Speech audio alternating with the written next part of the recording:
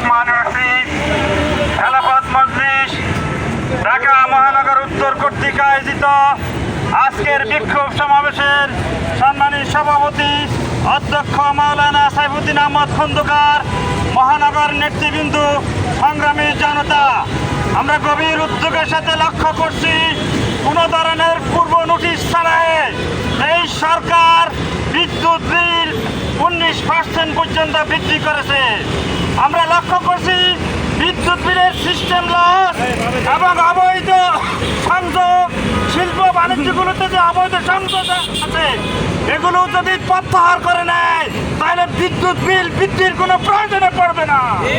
তারা অবৈধ লাইনগুলো গোপনে আতাতের মধ্য দিয়ে, বাণিজ্যের মধ্য দিয়ে সে অবৈধ লাইন বিচ্ছিন্ন না করে সাধারণ জনগণের উপরে তারা উচ্চ মূল্য চাপিয়ে দিচ্ছে। জনগণ এটা প্রত্যাখ্যান করে।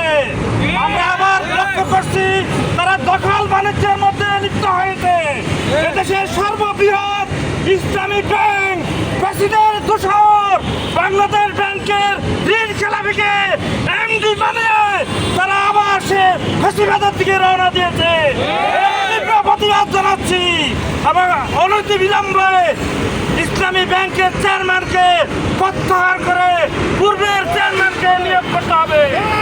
সংগ্রামী দেশবাসী, আমরা লক্ষ্য করছি জনবিচ্ছিন্ন মেকানিজমের মধ্য দিয়ে ক্ষমতা আসার কারণে তারা জনগণের কষ্ট কোনোভাবে বুঝতেছে না।